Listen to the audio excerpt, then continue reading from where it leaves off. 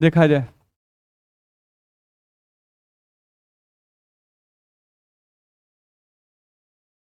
यहाँ से वो देखना है केमिकल रिएक्शन ऑफ एमीन।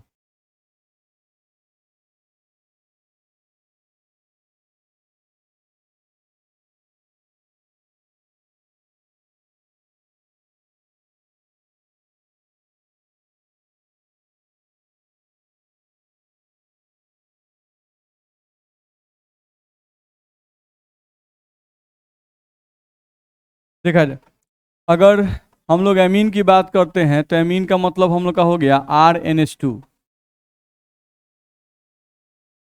यही होता है।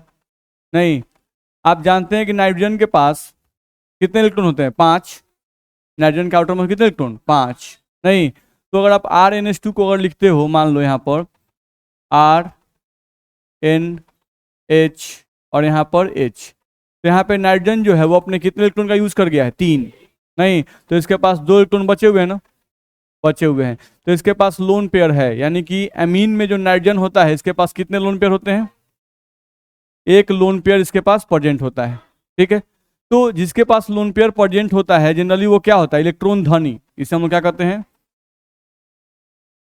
इलेक्ट्रॉन रिच कहिए या इलेक्ट्रॉन धनी कहिए, तो ये आपका इलेक्ट्रॉन धनी होता है। और जो लोग इलेक्ट्रॉन धनी होते हैं उनको जनरली बेस भी कहा जाता है। नहीं, यानी कि क्षार। उनको बेस यानी कि क्षार भी कहा जाता है, ध्यान रखना है।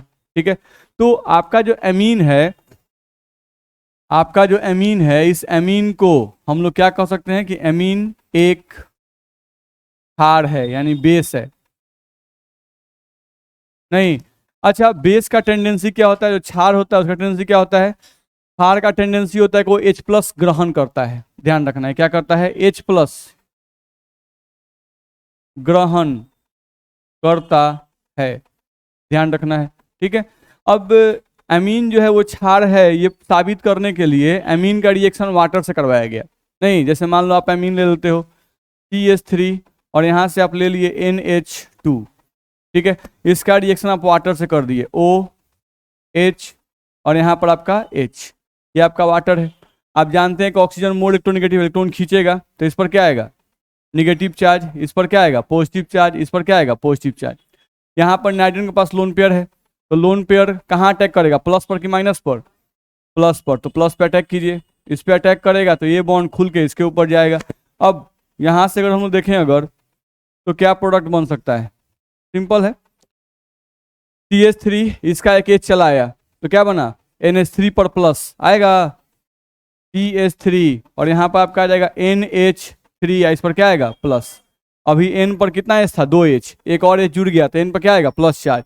और यहाँ क्या मिला? OH-, तो OH- प्लस के बगल में रहेगा। नहीं, तो जैसे ही आप एमीन का रिएक्शन वाटर से कीजिएगा, ये आपका एमीन है, एमीन का रिएक्शन आप किससे कर दिए? वाटर के साथ। तो एमीन का रिएक्शन जैसे ही वाटर से कीजिएगा तो ये रिएक्शन साबित कर देगा कि एमीन जो है वो क्या है? बेस है। एमीन क्या है? बेस है। तो कैसे साबित हो गया? क्योंकि एमीन को जैसे ही वाटर में डालते हो वाटर के H+ खींचना शुरू करता है। नहीं, तो वाटर के H+ खींचने लगा तो H+ खींचने वाला स्पेसीज क्या कहलाता है? बेस। दिक्कत है? नहीं, तो कोई भी पूछता है कि how can you prove that, नहीं, एमीन इज ए बेस, नहीं, तो जस्ट आपको रिएक्शन बस करा देना है। चलो, सेम एज वैसे एमीन को बेस साबित करने के लिए बहुत सारे रिएक्शन दिए हुए हैं, एक और हम बस लिख देते हैं। मान लो यहाँ से आपका दिया हुआ है CH3NH3 दिया हुआ है, इसका रिएक्शन किसी एसिड से कर दो। नहीं, एसिड से कर दो HCl, तो HCl आपका एसिड है। अब इसके साथ आपको रिएक्शन करना है, प्रोडक्ट बनाना है, तो प्रोडक्ट नहीं बनेगा? बनेगा। इस पर क्या चार्ज है? Positive charge. इस पर क्या चार्ज है? Negative charge. नाइट्रोजन पे क्या है? Lone pair. लोन पेयर कहाँ अटैक करता है? H पे अटैक करेगा, ये बॉन्ड उठ के कहाँ जाएगा? क्लोरीन पे जाएगा। नहीं, प्रोडक्ट क्या बनेगा? CH3NH3, इस पर प्लस, और यहां से बगल में क्या आएगा? Cl-, यही बनेगा। यहां पर 2 होगा।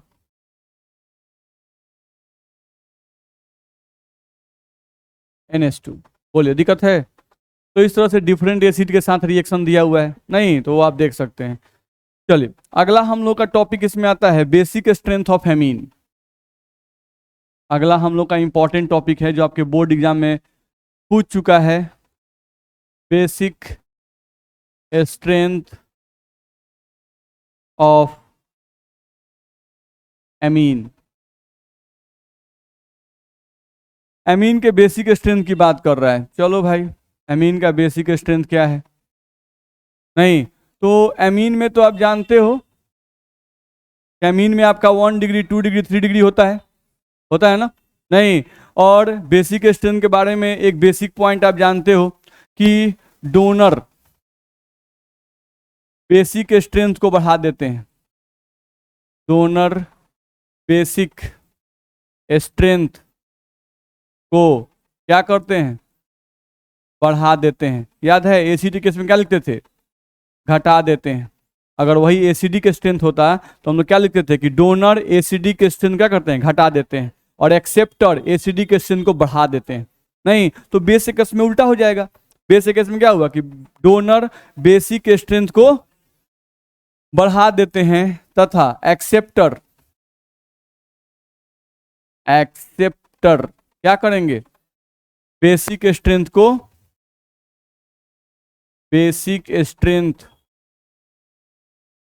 को घटा देते हैं।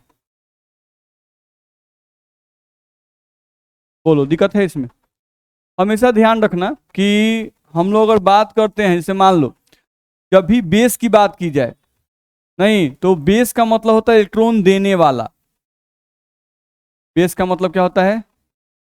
इलेक्ट्रॉन देने वाला, ध्यान रखना है। या H+ ग्रहण करने वाला, H+ ग्रहण करने वाला, ध्यान रखना है। ठीक है, तो अगर आप एमीन की बात कर रहे हो, सिंपल सी कॉन्सेप्ट समझ के देखो यहां पर। अगर तुम बात कर रहे हो एमीन की, हम बात कर रहे हैं NH2, नहीं अब इसके साथ कोई ग्रुप डोनर जुड़ गया, नहीं इस पर पहले से एक लोन पेयर है, तो डोनर तो इलेक्ट्रॉन देता है, इलेक्ट्रॉन देगा तो इस पर इलेक्ट्रॉन डेंसिटी बढ़ेगा या घटेगा? बढ़ेगा। नाइट्रोजन पर अगर इससे डोनर जुड़ जाए तो नाइट्रोजन पर इलेक्ट्रॉन डेंसिटी क्या होगा? बढ़ जाएगा। अब अगर इलेक्ट्रॉन डेंसिटी बढ़ जाएगा तो ये बताओ कि इसको इलेक्ट्रॉन देने की क्षमता भी बढ़ जाएगी? नहीं, ये अच्छा इलेक्ट्रॉन देने वाला हो जाएगा कि नहीं हो जाएगा? हो जाएगा, क्योंकि पहले से इसके पास लोन पेयर है।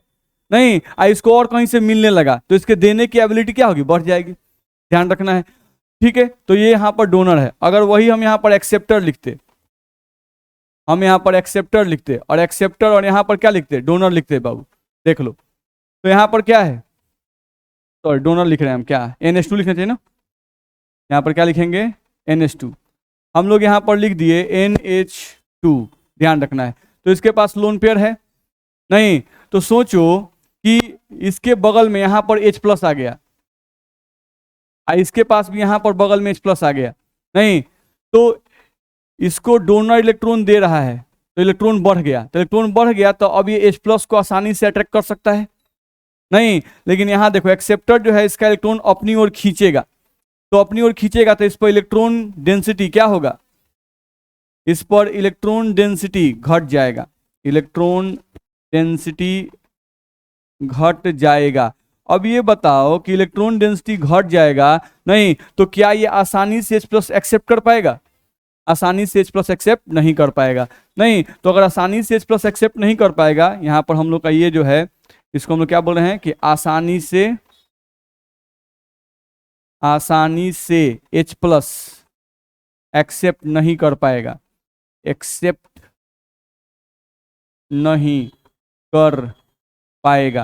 बोलो इसमें दिक्कत है? नहीं, तो इन दोनों में अच्छा बेस कौन है? ये भी NH2 ही है, लेकिन अच्छा बेस कौन होगा? ऊपर वाला। तो ऊपर वाले को हम लोग कहेंगे गुड बेस, ये अच्छा बच्चा है ये, नहीं और ये बैड बेस, ये गंदा बच्चा है। बस मेरा है, नहीं तो इस तरह से हम लोग को ध्यान रखना है कौन अच्छा है और कौन खराब है, ध्यान रखना है। ठीक है, तो आप अपने साथ हमेशा क्या रखिए? डोनर। बस में रहे। ठीक है, जब आप बेसिक स्ट्रेंथ, आपके में दोनों प्रॉपर्टी है, आप एसिडिक भी हैं और बेसिक भी हैं। एसिडिक कब बनिए, जब क्लास में रहते हैं, नहीं एंड टीचर से एक्सेप्ट कीजिए, बस में रहे, ठीक है। इलेक्ट्रॉन खींचने वाला एसिड कहलाता है, इलेक्ट्रॉन देने वाला बेस कहलाता है। नहीं, जब एग्जाम में जाइए तो डोनर बन जाइए, नहीं यानी पूरा एग्जाम पे जितना जानते हैं पूरा दम झील दीजिए, लिख दीजिए पूरा एकदम ढंग से, बस में रहे, तो उस समय डोनर। और जब क्लास में रहते हैं तो उस समय एसिड की तरह काम कीजिए, एकदम खाली ग्रहण कीजिए, एक्सेप्ट कीजिए, एक्सेप्ट कीजिए।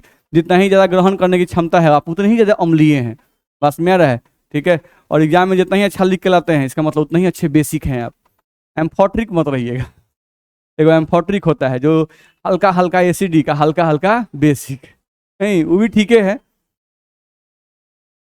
चलिए, इतना में दिक्कत है, आगे बढ़ सकते हैं। चलिए देखा जाए तो एमीन बेसिक है, ये समझ में आ रहा है। डोनर एक्सेप्टर कहानी समझ में आ गया। अब हम लोग को ये समझना है यहाँ से कि एमीन जो होता है उसमें 1 डिग्री एमीन होता है, 2 डिग्री एमीन होता है और 3 डिग्री एमीन होता है। उनको समझने की कोशिश करते हैं। देखो, उसको समझने से पहले एक बात हमेशा याद रखना, आप पहले से भी जानते हो कि जो अल्काइल ग्रुप होते हैं, अल्काइल ग्रुप ये डोनर की तरह काम करते हैं। कैसे काम करते हैं? डोनर की तरह काम करते हैं, याद रखिए। जैसे मिथाइल, इथाइल, प्रोपाइल, ये सब डोनर है। नहीं, जैसे जैसे कार्बन चेन की संख्या बढ़ते जाएगी उनकी डोनेटिंग एबिलिटी बढ़ते जाती है। नहीं, जैसे मान लो हम यहाँ लिखते हैं मिथाइल, नहीं तो मिथाइल से अच्छा डोनर कौन है? इथाइल। नहीं, उससे भी अच्छा डोनर कौन होगा? प्रोपाइल। नहीं, क्योंकि भाई मिथाइल में कार्बन कय गो है? एगो। इथाइल में कार्बन कय गो? 2 गो। प्रोपाइल में कार्बन 3 गो। ध्यान रखना है। तो जैसे जैसे कार्बन की संख्या बढ़ती जाएगी वैसे वैसे उनकी डोनेटिंग एबिलिटी क्या होगी? बढ़ती जाएगी। सिंपल कॉन्सेप्ट है। नहीं तो अगर आपको एमीन दिया हुआ है, बाबू ध्यान रखो, आपको यहाँ से दिया हुआ है CH3NH2 कोई दे दिया 1 डिग्री में ही, और यहाँ पर कोई दे दिया CH3CH2NH2, नहीं, और इन 1 और 2 में कोई कह दिया कि बाबू इसका बेसिक स्ट्रेंथ बताओ। नहीं तो बेसिक स्ट्रेंथ सेकंड का ज़्यादा होगा। अगर ये आपका फर्स्ट है और ये आपका सेकंड है, नहीं तो ध्यान रखना है कि सेकंड का बेसिक स्ट्रेंथ ज़्यादा होगा और फर्स्ट का बेसिक स्ट्रेंथ कम होगा। सिंपल कॉन्सेप्ट है, ये हम लोग को ध्यान में रखना होगा। इतना में दिक्कत है नहीं। तो इस तरह से आप बेसिक स्ट्रेंथ पकड़ सकते हो। दूसरे पॉइंट पे आते हैं, देखा जाए। यहां से हम लोग को लिखा गया CH3NH2, सॉरी CH3NH2, ये आपका पहला है। दूसरा हम लोग को दिया गया यहाँ से CH3, यहाँ से CH2 और यहाँ दिया गया NH2। तीसरा हम लोग को दिया गया यहाँ से CH3CH, यहाँ पर हम लोग को दे दिया गया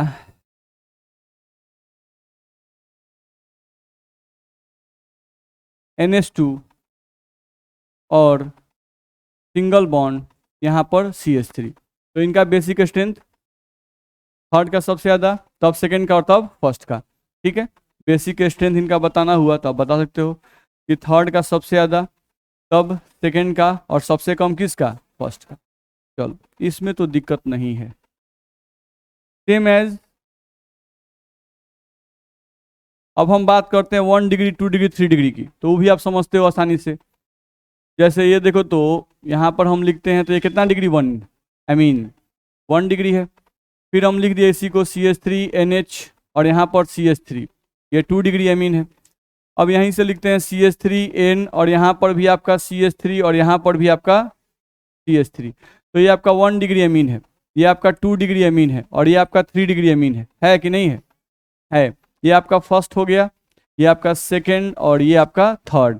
अब इसमें कोई बोलता है कि बेसिक स्ट्रेंथ बताओ, तो 3 डिग्री सबसे ज़्यादा होगा। क्यों? क्योंकि इसके पास इधर भी डोनर, इधर भी डोनर, इधर भी डोनर। कितने डोनर हो गए? 3। तो इसके पास डोनर बाबू 3 है। इसके पास कितने हैं? 2 डोनर हैं, 2 डोनर। नहीं, और इसके पास 1 डोनर है। तो जिसके पास डोनर ज़्यादा उसका बेसिक स्ट्रेंथ ज़्यादा। बताइए कितना जल्दी आप लोग समझते हैं। 3, 2 और 1। दिक्कत है? नहीं बना सकते हैं? बताइए, ये सब तो एग्जाम में आप लोग ऐसे ही बनाए थे, बिना मतलब का हम लोग टाइम वेस्ट कर रहे हैं। नहीं, देखा जाए। अब इसमें कहानी आता है कि बेसिक स्ट्रेंथ ये जो हम लोग बताए, यहाँ से थोड़ा क्लियर करेंगे। ये जो हम लोग बेसिक स्ट्रेंथ बता रहे हैं ये है basic strength in gaseous phase, basic strength in gaseous phase, यानी गैसीय अवस्था में जब एमीन रहेंगे तब ये ऑर्डर लागू होगा। ध्यान रखना है, गैसीय अवस्था में जब ये एमीन रहेंगे तब ये हम लोग का लागू होगा। ध्यान रहेगा ना, ठीक है, तो ये बात आप ध्यान रखिएगा। अब आते हैं basic strength of amine in aqueous solution. ठीक है, तो गैसियस स्टेट भी पूछ चुका है आपसे और एक्वस स्टेट भी पूछ चुका है, दोनों के एक बार पूछ चुका है। अब एक्वस स्टेट में ऐसा क्या हो जाएगा भाई, नहीं देखा जाए। अगला आपका है basic strength in aqueous solution, basic strength in aqueous, in aqueous solution यानी कि जलीय विलयन में क्षारीय क्षमता। हिंदी में लिखे तो क्या लिखेंगे, जलीय विलयन में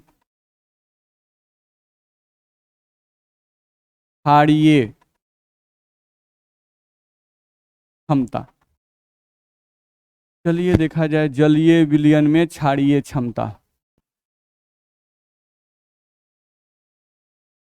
देखा जाए। अब जलीय विलयन में क्षारीय क्षमता देखना है, ध्यान रखना है। तो एक तो ये कॉन्सेप्ट दिमाग में आ गया है कि जिसके पास डोनर ज़्यादा उसका बेसिक स्ट्रेंथ ज़्यादा, नहीं जिसके पास डोनर ज़्यादा उसका बेसिक स्ट्रेंथ ज़्यादा, ये समझ में आ जाता है।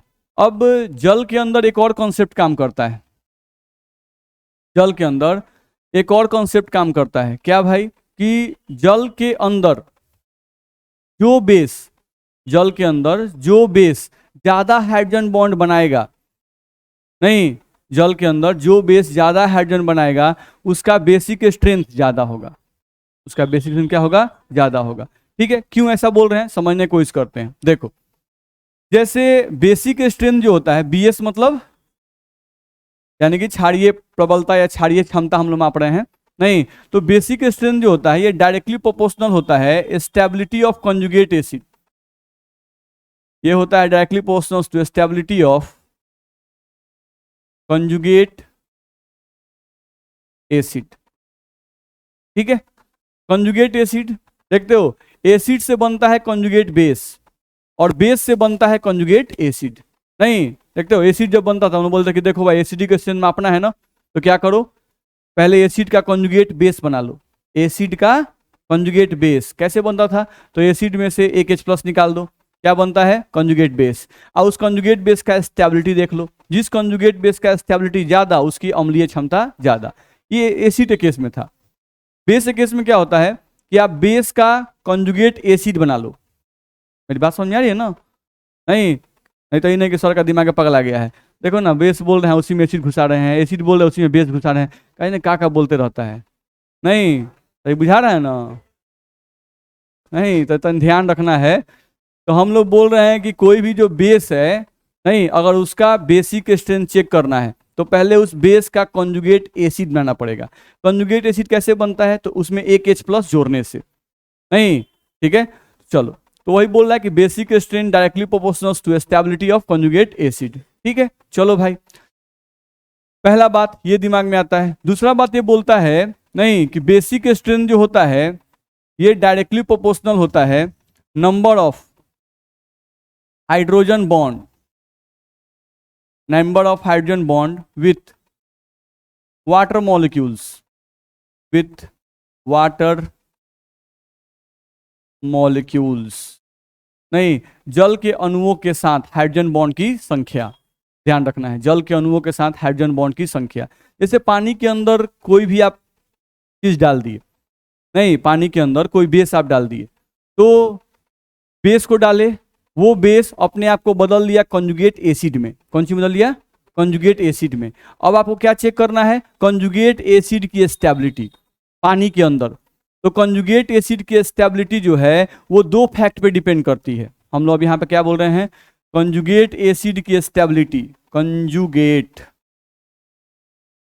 एसिड की स्टेबिलिटी, कॉन्जुगेट एसिड की स्टेबिलिटी, स्टेबिलिटी जल के अंदर, जल के अंदर जल के अंदर दो तथ्यों पर निर्भर करती है, दो तथ्यों पर निर्भर करती है। ध्यान रखना है। कौन कौन से तथ्य हैं भाई? नहीं, ध्यान समझते हैं। तो पहला, जो वही बात हम लोग कहा गया कि जल के अंदर कौन सा कंजुगेट एसिड ज्यादा स्टेबल होगा। नहीं, तो जिस कंजुगेट एसिड के पास डोनर एटम की संख्या ज्यादा होगी वो ज्यादा स्टेबल होगा, और जल के अंदर जो कंजुगेट एसिड ज्यादा हाइड्रोजन बॉन्ड बनाएगा वो ज्यादा स्टेबल होगा। नहीं, तो यहां से कहा जा रहा है कि जल के अंदर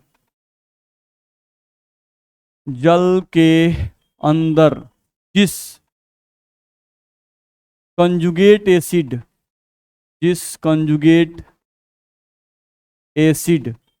के पास जिस कंजुगेट एसिड के पास जल के अंदर जिस कंजुगेट एसिड के पास क्या हो, डोनर की संख्या, डोनर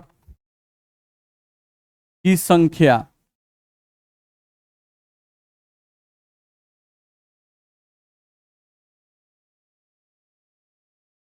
ज्यादा होगी वह ज्यादा अस्थायी होगा, ज्यादा अस्थायी होगा। फर्स्ट पॉइंट ध्यान रखना है। सेकेंड पॉइंट क्या कह रहा है कि जो कंजुगेट एसिड जल के अणुओं के साथ ज्यादा हाइड्रोजन बॉन्ड बनाएगा वो ज्यादा अस्थायी होगा जल के अंदर। ध्यान रखना है, जो कंजुगेट एसिड जल के अणुओं के साथ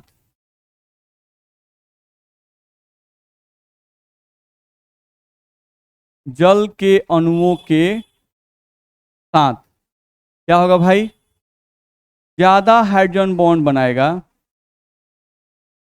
ज्यादा हाइड्रोजन बॉन्ड बनाएगा वह ज्यादा अस्थायी होगा।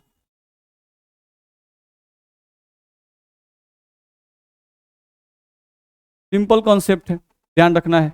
नहीं, आप किसी के घर में जाते हैं और घर में जाने पर ज्यादा स्टेबल कब रहिएगा, जब सबके साथ घुल मिल जाते हैं आप। नहीं, तो आप ज्यादा स्टेबल फील कीजिएगा। ध्यान रखना है। नहीं, और आपका व्यवहार अगर घुलने मिलने वाला नहीं है तो अनसिक्योर हमेशा फील कीजिएगा। बात समझ में आ रहा है? तो वही बात इसके साथ भी है। नहीं, अब ये जो कंजुगेट एसिड है इनको कहाँ जाना है, जल के घर में। तो अगर जल के घर में जाना है, नहीं तो कौन सा कंजुगेट एसिड जल के अंदर ज्यादा अस्थायी फील करेगा, तो जो जल के अणुओं के साथ ज्यादा आकर्षण दिखाएगा, नहीं वो ज्यादा अस्थायी होगा, और जो जल के अणुओं के साथ कम आकर्षण दिखाएगा वो कम अस्थायी होगा। मेरी बात समझ में आ रही है? नहीं, तो वही बात हम लोग को यहां से ध्यान में रखना है। चलो समझते हैं। अब एमीन है, तो एमीन में आप जानते हो अगर 1 डिग्री एमीन आपका है तो 1 डिग्री एमीन को तो आप बनाना जानबे करते हो, CH3NH2 है, यही आपका 1 डिग्री एमीन है। अब इसका आपको क्या बनाना है, कंजुगेट एसिड। तो क्या करें, इसमें एक H प्लस जोड़ दो। नहीं तो जोड़ोगे तो नाइट्रोजन पे जो लोन पेयर होता है वही लोन पेयर इसको ले लेता है। नहीं, और ये बन जाता है CH3NH3 प्लस। बोलो दिक्कत है इसमें? ठीक है, तो ये आपका था 1 डिग्री अमीन। अभी ये क्या है, बेस। ठीक है, और जब H प्लस इसमें जोड़ दिए तब ये बन गया इसी बेस का कंजुगेट एसिड। ये बन गया इस बेस का, यानी 1 डिग्री अमीन का ये क्या बन गया, सॉरी, कंजुगेट एसिड बन जाएगा। ये बन गया आपका कंजुगेट एसिड। चलो इसका भी काम समझ में आ गया। सेम एज अगर हम 2 डिग्री अमीन लेते, नहीं अब यहीं से चर्चा करते चलते हैं। यहां से अगर देखा जाए तो हाइड्रोजन बॉन्ड की बात करते हैं। नहीं, हाइड्रोजन बॉन्ड या पहले सबका कंजुगेट बेस बना लेते, कंजुगेट एसिड बना लेते हैं। चलो पहले 2 डिग्री अमीन लेते। नहीं तो 2 डिग्री अमीन क्या बनता, CH3NH, यही ना 2 डिग्री अमीन है।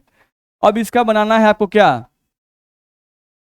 H प्लस जोड़िए, इसी का ना लोन पे अटैक करेगा जी, तो इस पर एक प्लस आ जाएगा और 2 को H हो जाएगा, क्या बनेगा, CH3NH2 प्लस CH3 होगा। अब आप ले लीजिए 3 डिग्री एमीन, अब आप ले लीजिए 3 डिग्री एमीन। तो 3 डिग्री एमीन का मतलब N, इधर भी CH3, इधर भी CH3, और नीचे भी क्या आ गया, CH3 आ गया। नहीं, अब इसमें एक H प्लस जोड़ दीजिए, तो इसका लोन पे अटैक करेगा, इस पे जाएगा CH3NH प्लस CH3 और CH3। बोलो सबका बन गया कि नहीं बन गया? ठीक है, इतना में दिक्कत है? चलो अब आते हैं, कंजुगेट एसिड का बेसिक स्ट्रेंथ चेक करना है। चलो पहले देखते हैं basic strength according two donor atom. ध्यान से देख लो भाई, कंजुगेट बेसिक स्ट्रेंथ हम किसके आधार पर ध्यान जाते हैं? डोनर एटम के आधार पर। चलो तो पहले 1 डिग्री एमीन का जो बनाए थे वो हम लिख रहे हैं, यही ना बनाया था, CH3NH3 प्लस। बोलो दिक्कत है? 1 डिग्री का। और 2 डिग्री का क्या बनाए थे? CH3NH2 पर प्लस और CH3, ये 2 डिग्री का था। अब 3 डिग्री का बनाओ, CH3NH पर प्लस, एक CH3 यहां पर और एक CH3 यहां पर। बोलो दिक्कत है? अब डोनर चेक करो, एक डोनर, 2 डोनर, और इसके पास 3 डोनर। इसके पास हम लिख दिए 3 डोनर, इसके पास 2 डोनर, और इसके पास 1 डोनर। चलो तो अगर डोनर के आधार पर हम लोग चेक करते क्या चीज, बेसिक स्ट्रेंथ, तो थर्ड वाले का यानी कि 3 डिग्री का सबसे ज्यादा, तब 2 डिग्री का, और तब किसका? ये कौन कहता है? डोनर। डोनर एटम के आधार पर अगर बेसिक स्ट्रेंथ चेक करें तो बोला गया है कि जिसके पास डोनर एटम ज्यादा उसकी स्टेबिलिटी ज्यादा, और जिसकी स्टेबिलिटी ज्यादा उसका बेसिक स्ट्रेंथ ज्यादा। नहीं तो निश्चित रूप से इसका बेसिक स्ट्रेंथ सबसे ज्यादा होगा, तब इसका होगा और तब इसका होगा। तो ये ऑर्डर तो हम लोग गैसियस स्टेट में भी आया था और यहाँ भी आ रहा है। नहीं, लेकिन अभी एक कहानी बाकी है, हाइड्रोजन बॉन्डिंग वाला कंसेप्ट। ठीक है, तो डोनर कहता है, पानी के अंदर जो डोनर ग्रुप है वो कहता है कि नहीं 3 डिग्री मीन सबसे ज्यादा बेसिक होगा, तब 2 डिग्री, तब 1 डिग्री, ये कहता है। लेकिन यहां समझने की कोशिश करो, हम लोग आते हैं 1 डिग्री पर, तो 1 डिग्री का फोटो यही ना जी, CH3 NH3 पर प्लस, तो NH3 का मतलब कई गो H, आयन पर प्लस, यही ना 1 डिग्री अमीन का कॉन्जुगेट एसिड है। चलो अब देखो तो इस पर क्या चार्ज है? Positive charge. इस पर भी क्या चार्ज होगा? Positive charge. इस पर भी क्या होगा? Positive charge. क्यों? क्योंकि नाइट्रोजन मोर इलेक्ट्रोनिगेटिव है, इलेक्ट्रॉन खींचेगा इससे भी, इससे भी, इससे भी, तो इन सब पे क्या आएगा? Positive charge. चलो अब देखो तो पानी को तुम जानते हो कि पानी होता है OH और यहाँ पर H, इस पे क्या चार्ज होता है? माइनस। तो इस प्लस और इस माइनस में अट्रैक्शन होगा, होगा। तो एक हाइड्रोजन बॉन्ड तो इससे बन सकता है, नहीं, फिर एक हाइड्रोजन बॉन्ड इससे बनेगा, OH H, इस पर क्या चार्ज है? निगेटिव। यहाँ एक हाइड्रोजन बॉन्ड बनेगा, ध्यान रखना है। नहीं, यहाँ पर ध्यान दो, यहाँ पर भी एक हाइड्रोजन बॉन्ड बनेगा, OH H, यहाँ पर पार्शियल निगेटिव है, बनेगा कि नहीं बनेगा? तो यहाँ पर कितने हाइड्रोजन बॉन्ड बने? ये 1 डिग्री अमीन है, ये कितना हाइड्रोजन बना रहा है? 3 हाइड्रोजन बॉन्ड का फॉर्मेशन कर रहा है पानी के मॉलिक्यूल के साथ। ठीक है, अब 2 डिग्री अमीन को चेक करो। 2 डिग्री अमीन को अभी आप लिखे थे CH3N, आयन पर कई गो एस था? 2 गो एस था, और क्या था? CH3 था, आयन पर क्या था? प्लस था, ऐसा था। चलो इस पर क्या चार्ज है? पॉजिटिव। इस पर क्या चार्ज है? पॉजिटिव। एक हाइड्रोजन बॉन्ड ये बनाएगा और एक हाइड्रोजन बॉन्ड ये बनाएगा, तो टोटल हाइड्रोजन बॉन्ड कई गो बनेगा? इसमें 2 हाइड्रोजन बॉन्ड बनेंगे। चलो 3 डिग्री अमीन का बनाओ। 3 डिग्री अमीन का फोटो हम लोग बनाए थे, N पर एक एस था, अब बाकी सब क्या था? CH3 और क्या था? CH3, इस पर प्लस, इस पर क्या? Positive charge. चलो ये कई गो हाइड्रोजन बनाएगा? एक, क्योंकि हाइड्रोजन एक ही है। नहीं तो ये सिर्फ एक हाइड्रोजन बॉन्ड बना सकता है पानी के मॉलिक्यूल के साथ। नहीं तो देखो तो पानी के अंदर तो तुम तीनों डाल दिए हो। नहीं तो पानी के अंदर सबसे ज्यादा हाइड्रोजन बॉन्ड कौन बना रहा है? 1 डिग्री अमीन। तब कौन? 2 डिग्री। और तब कौन? 3 डिग्री। तो अगर अकॉर्डिंग टू हाइड्रोजन बॉन्ड देखा जाए, नहीं, अगर अकॉर्डिंग टू हाइड्रोजन बॉन्ड बात करें, हाइड्रोजन बॉन्ड के आधार पर अगर हम लोग बेसिक स्ट्रेंथ की बात करें, तब क्या दिख रहा है कि 1 डिग्री सबसे ज्यादा, तब 2 डिग्री और तब 3 डिग्री। अब तो ये कंफ्यूजन कर दिया। नहीं कर दिया? बताइए, एक आदमी चिल्ला चिल्ला के कह रहा है कि 3 डिग्री सबसे ज्यादा बेसिक, तब 2 डिग्री और तब 1 डिग्री। नहीं, और दूसरा का आदमी आया तो क्या बात करते हैं महाराज, 1 डिग्री सबसे ज्यादा बेसिक है, नहीं तब 2 डिग्री और तब 3 डिग्री। तो कहानी में यहाँ ट्विस्ट आ गया, नहीं आ गया? तो यहाँ पे परेशानी होने लगा। तब उपाय क्या है? एक्सपेरिमेंटली चेक करना, प्रायोगिक रूप से चेक करना। तो जब एक्सपेरिमेंटली चेक किया गया तब देखा जाए क्या आता है।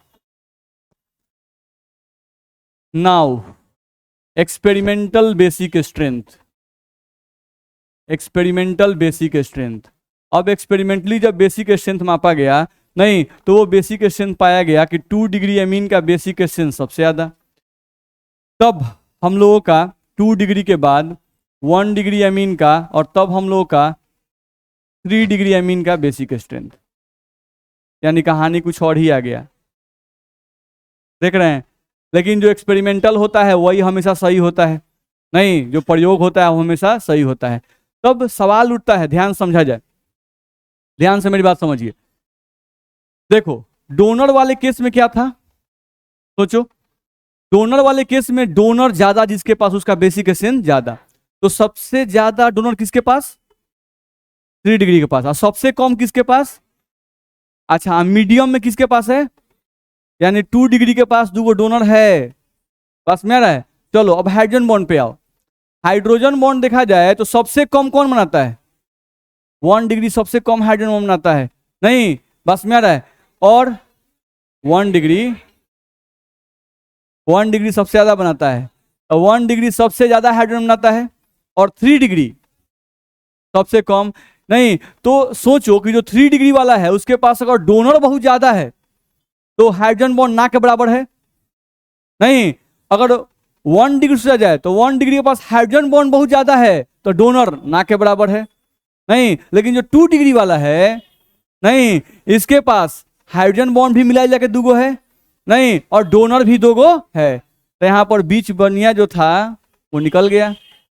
बस में आ रहा है? तो 2 डिग्री अमीन जो है उसका बेसिक स्ट्रेंथ पानी के अंदर हमेशा ज्यादा आता है, ध्यान रखना है। तो हमेशा ज्यादा क्यों आया? क्योंकि 2 डिग्री अमीन ही एक ऐसा अमीन है जिसके हाइड्रोजन बॉन्ड कैपेबिलिटी भी ठीक है और डोनर कैपेबिलिटी भी ठीक है। यानी डोनर की संख्या भी मिला जाकर ठीक है उसके पास, और हाइड्रोजन बॉन्ड बनाने की कैपेसिटी भी उसकी ठीक है, नहीं? यानी सभी चीजों पे जो बैलेंस बनाता है वही एक्सीड करता है, नहीं? जो एगो चीज का बहुत अच्छा, एगो चीज सफा खराब गया, एगो में फेल तो सब में फेल, नहीं?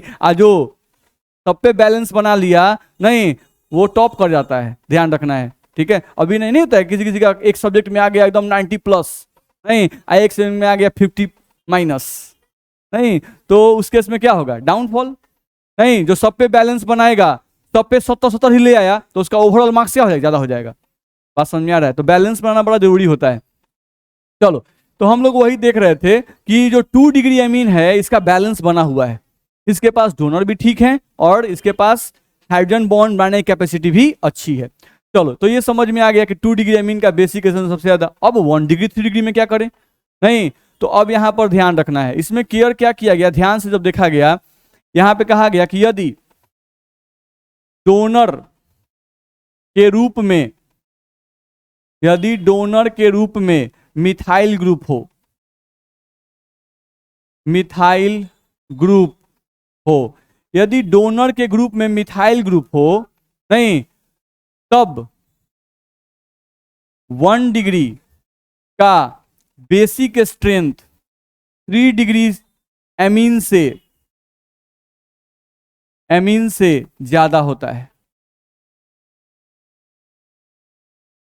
चलो, मिथाइल ग्रुप जो है ये एक छोटा डोनर ग्रुप है। कैसा है? छोटा डोनर ग्रुप है, नहीं? तो जब डोनर ग्रुप छोटा होता है उस समय हाइड्रोजन बॉन्ड वाला कॉन्सेप्ट डोमिनेट कर जाता है डोनर ग्रुप वाले कॉन्सेप्ट पर, नहीं? यानी डोनर ग्रुप अब छोटा है, यानी डोनर उतना अच्छा नहीं है, नहीं? तो जिसका हाइड्रोजन बॉन्ड ज्यादा उसका बेसिक स्ट्रेंथ ज्यादा। मेरी बात दिमाग में जा रही है? नहीं, तो हाइड्रोजन बॉन्ड किसका ज्यादा है? 1 डिग्री का। ये 3 हाइड्रोजन बॉन्ड बनाता है, नहीं? और ये कितना हाइड्रोजन बॉन्ड? 1 हाइड्रोजन बॉन्ड बनाता है, ध्यान रखना है। वो भी ध्यान रखिएगा कि 3 डिग्री अमीन जो है वो 1 हाइड्रोजन बॉन्ड भी बड़ा दिक्कत से बनाता है। क्यों? क्योंकि उसके पास स्टेरिक हिंड्रेंस बहुत ज्यादा है, एक नाइट्रोजन पर 3-3 गो अल्काइल ग्रुप है जो पानी को नजदीक नहीं आने देता है। कार्बन चेन जो होते हैं वो नॉन पोलर होते हैं और पानी क्या होता है, पोलर होता है। तो क्या पोलर के नजदीक, नॉन पोलर के नजदीक क्या पोलर आना चाहता है? नहीं। तो 3 डिग्री अमीन के पास हाइड्रोजन आना ही नहीं चाहता है। नहीं, पानी के मॉलिक्यूल जो है वो आना ही नहीं चाहते हैं, तो हाइड्रोजन बॉन्ड जल्दी नहीं बनता है। नहीं, तो इस केस में ध्यान रखना होगा कि पानी के अंदर अगर मिथाइल ग्रुप डोनर ग्रुप है तो ऑर्डर ये दिया रहता है, ध्यान रखना है। अब ध्यान रखना है, यदि R मतलब अल्काइल ग्रुप, यदि R बराबर आपका मिथाइल नहीं हो, क्या आ जाए, इथाइल आ जाए, प्रोपाइल आ जाए, यानी बड़े कोई आ जाए, डॉट डॉट डॉट, ध्यान रखना है, देन तब क्या होगा, उस केस में 2 डिग्री तो अभी भी बाजी मार गया है।